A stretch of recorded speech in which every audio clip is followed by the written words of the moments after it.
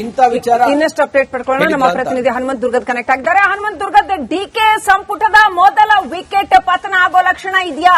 ಏನಿದೆ ಈ ಕ್ಷಣದ ಅಪ್ಡೇಟ್?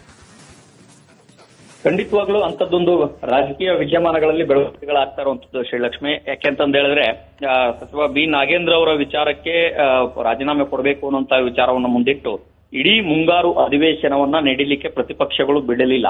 ಇದರಿಂದ ಸಾಕಷ್ಟು ರಾಜಕೀಯ ಜಟಾಪಟಿಗಳು ಕೂಡ ಜೋರಾಯಿತು. ಇದಾದ ನಂತರದಲ್ಲಿ ಸದನದ ಆಚೆಗೂ ಕೂಡ ಪಾದಯಾತ್ರೆಯನ್ನ ನಡೆಸಬೇಕು ಅನ್ನುವಂತ ಲೆಕ್ಕಾಚಾರದಲ್ಲಿ ಈಗಾಗಲೇ 10 ದಿನಗಳ ಕಾಲ ಪಾದಯಾತ್ರೆ ನಡೆಸುವಂತಹ ಕಾರಣಕ್ಕಾಗಿ ಬಳ್ಳಾರಿವರೆಗೂ ಪಾದಯಾತ್ರೆಯನ್ನ ಮಾಡಲಿಕ್ಕೆ ಎಲ್ಲಾ ರೀತಿಯ ಸಿದ್ಧತೆಗಳು ಬಿಜೆಪಿ ಮಾಡ್ಕೊಳ್ತಾ ಇರುವಂತದ್ದು. ಹಿಂಗಾಗಿ ರಾಜಕೀಯವಾಗಿ ಪ್ರತಿಪಕ್ಷಗಳಿಗೆ ಯಾವುದೇ ರೀತಿಯ ಅಸ್ತ್ರಗಳನ್ನ ಕೊಡಬಾರದು ಅನ್ನುವಂತ ಲೆಕ್ಕಾಚಾರದಲ್ಲಿ ತಾವೇ ಅವರು ಮುಖ್ಯಮಂತ್ರಿ ಡಿ.ಕೆ. ಶಿವಕುಮಾರ್ ಅವರ ಜೊತೆಗೆ ಬಿ ನಾಗೇಂದ್ರ ಅವರು ಕೂಡ ಮಾತುಕತೆಯನ್ನ ನಡೆಸಿದ್ದಾರೆ ಅನ್ನುವಂತ ಮಾಹಿತಿಗಳೀಗ ಲಭ್ಯ ಆಗ್ತಾ ಇರುವಂತದ್ದು.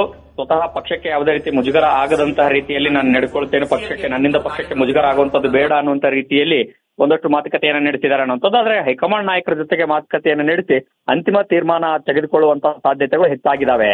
ಶ್ರೀಲಕ್ಷ್ಮಿ, ಹನುಮಂತ, ಇನ್ನು ಈ ಕ್ಷಣ ಬರ್ತಾ ಇರ್ತಕ್ಕಂತ ಅಪ್ಡೇಟ್ ಏನಂತಂದ್ರೆ, ಮುಖ್ಯಮಂತ್ರಿಗಳಿಗೆ ಖುದ್ದಾಗಿ ಬಿ ನಾಗೇಂದ್ರ ಕರೆ ಮಾಡಿ ನಾನು ರಾಜೀನಾಮೆ ಕೊಟ್ಬಿಡ್ತೀನಿ ಅಂತ ಹೇಳಿದ್ದಾರೆ ಅನ್ನುವಂತ ಮಾಹಿತಿ ಸಿಗ್ತಾ ಇದೆ. ಹಾಗಾದ್ರೆ ಇವತ್ತೇ ಬಿ ನಾಗೇಂದ್ರ ವಿಕೆಟ್ ಉರುಳಲಿದ್ಯಾ? ಏನಿದೆ ಅಪ್ಡೇಟ್? ಈ ನಾಗೇಂದ್ರ ಅವರು ಈಗಾಗಲೇ ಮುಖ್ಯಮಂತ್ರಿಗಳ ಜೊತೆಗೆ ಅದೇ ಪಕ್ಷಕ್ಕೆ ಮುಜುಗರ ಆಗುವಂತದ್ದು ಅಥವಾ ಪ್ರತಿಪಕ್ಷಗಳಿಗೆ ಅಸ್ತ್ರ ಮಾಡಿಕೊಡುವಂತದ್ದು ಬೇಡ, ಹಾಗಾಗಿ ನಾನೇ ರಾಜೀನಾಮೆ ಕೊಡ್ತೀನಿ ಅನ್ನುವಂತ ಮಾತುಕತೆಯನ್ನು ಮುಖ್ಯಮಂತ್ರಿಗಳ ಜೊತೆಗೆ ಬಿ ನಾಗೇಂದ್ರ ಅವರು ಮಾಡಿದ್ದಾರೆ ಅನ್ನುವಂತ ಮಾಹಿತಿಗಳೀಗ ಹೊರ ಬೀಳ್ತಾ ಇರುವಂತದ್ದು.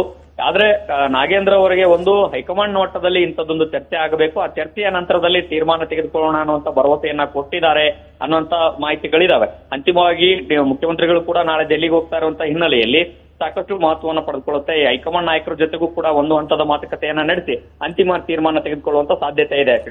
ಹಾಗಾದ್ರೆ ಬಿ ನಾಗೇಂದ್ರ ಅವ್ರನ್ನ ಬೇರೆ ಏನಾದ್ರೂ ಕೊಟ್ಟು ನಿಗಮ ಮಂಡಳಿ ಕಾಂಪನ್ಸೇಟ್ ಮಾಡ್ತಾರಾ, ಅಥವಾ ಆಲ್ರೆಡಿ ವಾಲ್ಮೀಕಿ ಹಗರಣದ ಆರೋಪ ಇರೋದ್ರಿಂದ ಸ್ವಲ್ಪ ದಿನ ಅವ್ರು ಸುಮ್ಮನೆ ಇರ್ಲಿ ಅಂತ ಬಿಡ್ತಾರಾ? ಪೊಲಿಟಿಕಲ್ ಸಿಚುವೇಶನ್ ಏನಿದೆ?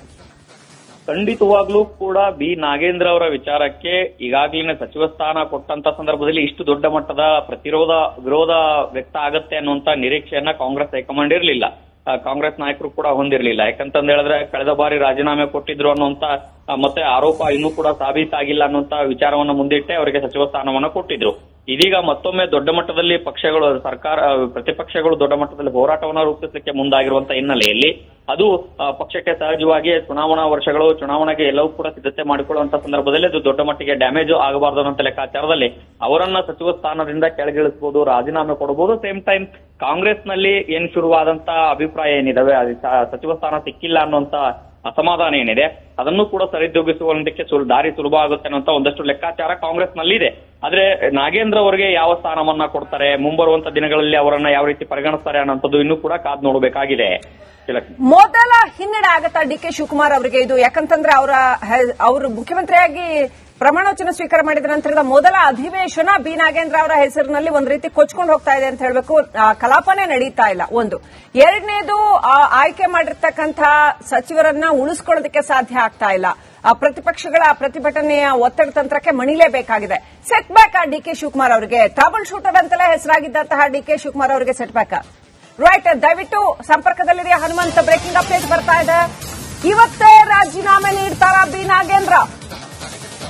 ಸಿಎಂಗೆ ಕರೆ ಮಾಡಿ ನಾಗೇಂದ್ರ ರಾಜೀನಾಮೆ ಪ್ರಸ್ತಾಪವನ್ನ ಮಾಡಿದ್ದಾರೆ ಅಂತ ಹೇಳಲಾಗ್ತಾ ಇದೆ. ಪಕ್ಷಕ್ಕೆ ಆಗ್ತಾ ಇರ್ತಕ್ಕಂಥ ಮುಜುಗರವನ್ನು ತಪ್ಪಿಸೋದಕ್ಕೆ ರಾಜೀನಾಮೆ ಕೊಡ್ತೀನಿ ಅಂತ ನೇರವಾಗಿ ತಿಳಿಸಿದ್ದಾರೆ ಅಂತ ಹೇಳಲಾಗ್ತಾ ಇದೆ. ಕರೆ ಮಾಡಿ ಕೆಲವು ಕಾಲ ರಾಜೀನಾಮೆ ಕುರಿತಾಗಿ ಚರ್ಚೆ ಕೂಡ ಮಾಡಿದ್ದಾರೆ ಅಂತ ಹೇಳಲಾಗ್ತಾ ಇದೆ. ಇವತ್ತು ಇನ್ನೇನು ಹಾಗಾದ್ರೆ ಡಿ.ಕೆ. ಶಿವಕುಮಾರ್ ಅವರು ಡೆಲ್ಲಿಗೆ ತೆರಳೋದಾದ್ರೆ ಅಲ್ಲಿ ಹೈಕಮಾಂಡ್ ಜೊತೆ ಇನ್ನೊಂದು ಸುತ್ತಿನ ಮಾತುಕತೆ ನಡೆಸಿ ಫೈನಲೈಸ್ ಮಾಡ್ತಾರಾ? Yes, let's get back to Hanumant Durgad. ಹಾಗಾದ್ರೆ ಇವತ್ತು ಸಾಯಂಕಾಲದೊಳಗೆ ಒಂದು ಮೇಜರ್ ಟ್ವಿಸ್ಟ್ ಸಿಗೋ ಚಾನ್ಸಸ್ ಇದೆಯಾ ಈ ಪ್ರಕರಣಕ್ಕೆ? ಅಂತೂ ಇಂತೂ ಒಂದು ಉಪಶಮನ ಸಿಗತ್ತಾ? ಏನ್ ಕತೆ? ನಾಗೇಂದ್ರ ವಿಚಾರಕ್ಕೆ ಮುಖ್ಯಮಂತ್ರಿಗಳ ಜೊತೆಗೆ ಮಾತುಕತೆ ನಡೆಸಿರುವಂತದ್ದು ಒಂದು. ತಾವು ಕೂಡ ಹೇಳ್ತಾ ಇದ್ರೆ ಇದು ಮುಖ್ಯಮಂತ್ರಿಗಳಿಗೆ ಹಿನ್ನಡೆ ಆಗುತ್ತಾ ಅಂತ. ಖಂಡಿತವಾಗ್ಲೂ ಇದು ರಾಜಕೀಯ ಲೆಕ್ಕಾಚಾರದಲ್ಲಿ ಒಂದಷ್ಟು ಪಕ್ಷಕ್ಕೆ ಮತ್ತು ಸಾಕಷ್ಟು ಮುಜುಗರ ಕೂಡ ತರುವಂತಹ ಸನ್ನಿವೇಶ. ಯಾಕೆಂತಂದ ಹೇಳಿದ್ರೆ ಸಚಿವ ಸಂಪುಟ ರಚನೆಯಾಗಿ 2 ತಿಂಗಳ ಆದ ನಂತರದಲ್ಲೂ ಒಂದು ತಿಂಗಳು ಕೂಡ ಕಳೆದಿಲ್ಲ. ಅದರಲ್ಲಿ ಅಧಿವೇಶನ ಕೂಡ ಬಂತು. ಅಧಿವೇಶನದಲ್ಲಿ ಮುಂಗಾರು ಅಧಿವೇಶನ ಕಂಪ್ಲೀಟ್ ಆಗಿ ಪರಿಪೂರ್ಣವಾಗಿ ನಡೀಲಿಲ್ಲ. ಹೀಗಾಗಿ 2 ದಿನ ಮುಂಚೆ ಮೊಟಕುಗೊಳಿಸುವಂತ ಅನಿವಾರ್ಯತೆಯೂ ಕೂಡ ಎದುರಾಯಿತು. ಆದ್ರೆ ಇಲ್ಲಿ ಒಂದು ಸೂಕ್ಷ್ಮತೆಯನ್ನ ಗಮನಿಸಬೇಕಾದಂತ ವಿಚಾರ ಏನಂತಂದ ಹೇಳಿದ್ರೆ, ಒಂದು ಪ್ರತಿಪಕ್ಷಗಳ ಪ್ರತಿರೋಧ, ಮತ್ತೊಂದು ಕಡೆಗೆ ಕಾಂಗ್ರೆಸ್ ಪಕ್ಷದ ಒಳಗಡೆನೆ ಈಗ ಮಹಿಳಾ ಕೋಟ ಭರ್ತಿ ಮಾಡುವಂತ ವಿಚಾರ ಆಗಿರ್ಬೋದು, ಮತ್ತೆ ಹಿರಿಯ ಶಾಸಕರಿಗೆ ಸಚಿವ ಸ್ಥಾನ ಸಿಕ್ಕಿಲ್ಲ ಅನ್ನುವಂತ ಅಸಮಾಧಾನ ಏನಿದೆ, ಈ ಅಸಮಾಧಾನದ ಹೊಗೆಯನ್ನು ಕೂಡ ಸಮಾಧಾನ ಪಡಿಸಬೇಕಂತ ಲೆಕ್ಕಾಚಾರವೂ ಕೂಡ ಇರುವಂತ ಹಿನ್ನೆಲೆಯಲ್ಲಿ ಹಾಲಿ ಸಚಿವರನ್ನೇ ರಾಜೀನಾಮೆ ಪಡಿಬೇಕು ಅನ್ನುವಂತ ಒಂದಷ್ಟು ಅಭಿಪ್ರಾಯಗಳು, ಚರ್ಚೆಗಳು ಕೂಡ ಇತ್ತು. ಹಿಂಗಾಗಿ ಎಲ್ಲದಕ್ಕೂ ಕೂಡ ಅನುಕೂಲ ಆಗಬಹುದು ಅನ್ನುವಂತ ಒಂದಷ್ಟು ಸಲಹೆಗಳಿದ್ದಂತ ಹಿನ್ನೆಲೆಯಲ್ಲಿ ಸ್ವತಃ ಮತ್ತೊಂದು ಕಡೆಗೆ ಮಾಧ್ಯಮಗಳಲ್ಲಿ ಸೇರಿದಂತೆ ಬೇರೆ ಬೇರೆ ಕಡೆ ಕೂಡ ನಾಗೇಂದ್ರ ಅವರ ವಿಚಾರಕ್ಕೆ ಪಟ್ಟು ಹಿಡಿದು ರಾಜೀನಾಮೆ ಅಧಿವೇಶನದಲ್ಲಿ ಹೋರಾಟಗಳನ್ನು ರೂಪಿಸುವಂತದ್ದು ಮತ್ತು ಪ್ರತಿಪಕ್ಷಗಳು ಅಹೋರಾತ್ರಿ ಧರಣಿಯನ್ನು ಕೂಡ ನಡೆಸಲಿಕ್ಕೆ ಎಲ್ಲಾ ರೀತಿಯ ಚಿಂತನೆ ಮಾಡಿದ್ರು. ಆದ್ರೆ ಸರ್ಕಾರ ಅದಕ್ಕೆ ಅವಕಾಶ ಮಾಡಿಕೊಡ್ಲಿಲ್ಲ ಅನ್ನುವಂತ ಕಾರಣಕ್ಕಾಗಿನೇ ಆಂತರಿಕ ಸದನದ ಹೊರಗಡೆಗೆ ಪಾದಯಾತ್ರೆ ನಡೆಸಲಿಕ್ಕೆ ಎಲ್ಲಾ ರೀತಿಯ ಸಿದ್ಧತೆಗಳನ್ನು ಮಾಡ್ಕೊಳ್ತಾ ಇತ್ತು. ಹಿಂಗಾಗಿ ಅಂತದ್ದೊಂದು ರಾಜಕೀಯ ಅಸ್ತ್ರ ಕೊಡೋದ್ರ ಬದಲಾಗಿ ಇನ್ನು ಚುನಾವಣೆಗೆ ಸಾಕಷ್ಟು ಸಮಯಾವಕಾಶ ಇರುವಂತಹ ಹಿನ್ನೆಲೆಯಲ್ಲಿ ಒಂದು ನಿರ್ಧಾರವನ್ನ ತೆಗೆದುಕೊಂಡ್ರೆ ಅದು ಮುಂದೆ ಪಕ್ಷಕ್ಕೆ ಅನುಕೂಲ ಆಗುತ್ತೆ ಅನ್ನುವಂತ ಒಂದಷ್ಟು ರಾಜಕೀಯ ಲೆಕ್ಕಾಚಾರವಂತ ಹಿನ್ನೆಲೆಯಲ್ಲಿ ಈಗ ಬಿ ನಾಗೇಂದ್ರ ಅವರು ಕೂಡ ತನ್ನಿಂದ ಪಕ್ಷಕ್ಕೆ ರಾಜೀನಾಮೆ ಮುಜುಗರ ತರುವಂತದ್ದು ಬೇಡ ಅನ್ನುವಂತ ಪ್ರಸ್ತಾಪವನ್ನ ಮುಖ್ಯಮಂತ್ರಿಗಳ ಮುಂದೆ ಇಟ್ಟಿರುವಂತಹ ಹಿನ್ನೆಲೆಯಲ್ಲಿ ಈ ಎಲ್ಲಾ ಅಭಿಪ್ರಾಯಗಳನ್ನು ಕೂಡ ಮುಖ್ಯಮಂತ್ರಿಗಳು ಕಾಂಗ್ರೆಸ್ ಹೈಕಮಾಂಡ್ ನಾಯಕರ ಜೊತೆಗೆ ಚರ್ಚೆಯನ್ನ ನಡೆಸಿ ಅಂತಿಮವಾಗಿ ಒಂದಷ್ಟು ನಿರ್ಧಾರವನ್ನ ತೆಗೆದುಕೊಳ್ಬಹುದು. ಅದು ಇವತ್ತೇ ಆಗ್ಬಹುದು ಅಥವಾ ನಾಳೆ ವರಿಷ್ಠರ ಭೇಟಿಯ ಬಳಿಕವೂ ಕೂಡ ಆಗ್ಬಹುದು. ಆದ್ರೆ ಒಂದಂತೂ ಸತ್ಯ, ಹಾಲಿ ಸಚಿವರನ್ನ ರಾಜೀನಾಮೆ ಪಡೆಯೋದ್ರ ಮೂಲಕ, ಅದರಲ್ಲೂ ಕೂಡ ನಾಗೇಂದ್ರ ಅವರ ರಾಜೀನಾಮೆ ಪಡೆಯೋದ್ರ ಮೂಲಕ ಎಲ್ಲಾ ದಾರಿಗಳನ್ನ ಸುಗಮಗೊಳಿಸಿಕೊಳ್ಳುವಂತಹ ಲೆಕ್ಕಾಚಾರದಲ್ಲಿ ಕಾಂಗ್ರೆಸ್ ಅಂತೂ ಇದೆ. ಹನುಮಂತು, ಈಗ ಬಿಜೆಪಿ ಅವರು ಪಾದಯಾತ್ರೆ ಮಾಡ್ತೀವಿ ಅಂತ ಹೇಳ್ತಾ ಇದ್ದಾರೆ. ಸೆಪ್ಟೆಂಬರ್ 1ನೇ ತಾರೀಕಿನಿಂದ 10 ದಿನ. ಬಹುಶಃ ಈ ಪಾದಯಾತ್ರೆ, ಈ ಹೋರಾಟ ಇದಕ್ಕೆಲ್ಲ ಬೆದರಿತಾ ಅಂತ?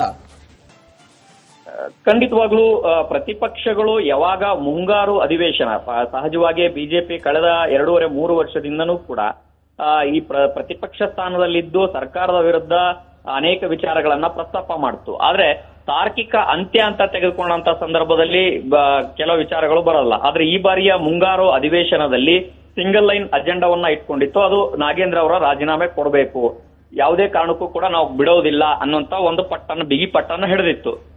ಅದ್ರ ಜೊತೆಗೆ ಅಹೋರಾತ್ರಿಯನ್ನ ಧರಣಿ, ಒಂದೊಮ್ಮೆ ಏನಾದ್ರೂ ಸದನವನ್ನು ಮುಂದುವರೆಸಿದ್ರೆ ಅಹೋರಾತ್ರಿ ಧರಣಿಯನ್ನು ಕೂಡ ನಡೆಸಲಿಕ್ಕೆ ಎಲ್ಲಾ ರೀತಿಯ ತಯಾರಿ ಮಾಡಿತ್ತು, ಘೋಷಣೆಯನ್ನು ಕೂಡ ಮಾಡಿದ್ರು.